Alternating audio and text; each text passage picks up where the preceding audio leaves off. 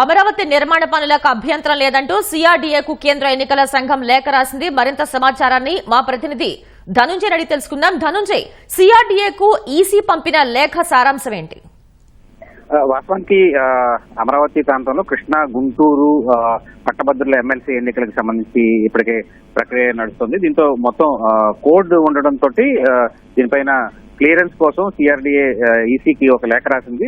అయితే ఆ లేఖకు సమాధానంగా ఎన్నికల కమిషన్ కూడా రాజధాని అమరావతిలో చేపట్టే పనులకు అభ్యంతరం లేదని చెప్పి నో అబ్జెక్షన్ అంటూ సిఆర్డీఏకి కేంద్ర ఎన్నికల సంఘం కమిషన్ అయితే లేఖ రాసింది. టెండర్లు పిలిచి ప్రక్రియ చేపట్టేందుకు అనుమతి ఇస్తూ ఈ లేఖ అయితే రాసింది. అయితే ఎన్నికలు పూర్తయ్యాక మాత్రమే టెండర్లను ఫైనలైజ్ చేయాలని చెప్పి కూడా ఆ లేఖలో స్పష్టం చేసింది. ప్రస్తుతం గుంటూరు, కృష్ణా జిల్లాల మధ్య పట్టభద్రుల ఎమ్మెల్సీ ఎన్నికల నేపథ్యంలో ఈసీ లేఖకు ప్రాధాన్యం ఏర్పడిందని చెప్పాలి. వాస్తవానికి ఇప్పటికే రాష్ట్ర రాజధాని అమరావతిలో పనులు చేపట్టేందుకు పెద్ద ఎత్తున టెండర్లను కూడా ఈ సిఆర్డీఏ పిలిచింది.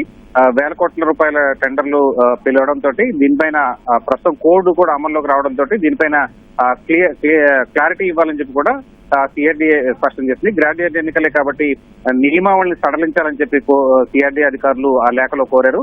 త్వరలోనే వరల్డ్ బ్యాంక్ సపోర్ట్తో పాటు ఏడీబీకి సంబంధించిన రుణం కూడా మంజూరు కావడంతో దానిపైన పనుల ప్రాధాన్యత దృష్ట్యా దీనిపైన ఇబ్బంది లేకుండా చూడాలని చెప్పి కూడా ఎన్నికల సంఘాన్ని సిఆర్డీఏ కోరింది. వివిధ జోన్ల పరిధిలో 14,000 కోట్ల రూపాయల మేర విలువైన పనులు చేపట్టాం. ఎల్పీఎస్ లేఅవుట్లతో పాటు రోడ్లు, మంచినీటి సరఫరా, డ్రైన్లు, విద్యుత్, ప్లాంటేషన్ సహా వివిధ పనులన్నీ కూడా మొదలు కావాల్సిన అవసరం ఉందని చెప్పి కూడా సిఆర్డీఏ ఈసీకి రాసినటువంటి లేఖలో కోరింది. అయితే ఆ లేఖకు ప్రతిస్పందనగా ఈసీ కూడా దీనిపైన పనులు చేపట్టేందుకు ఇబ్బంది లేదని చెప్పి కూడా పేర్కొంటూ సిఆర్డీఏకి కేంద్ర ఎన్నికల కమిషన్ లేఖ రాసింది. టెండర్లు పిలిచి ప్రక్రియ చేపట్టేందుకు మాత్రం అనుమతి ఇస్తూ ఈ లేఖ రాసింది. అయితే ఎన్నికలు పూర్తయ్యాక మాత్రమే టెండర్లను ఫైనలైజ్ చేయాలని మాత్రం అందులో ఈసీ పేర్కొంది.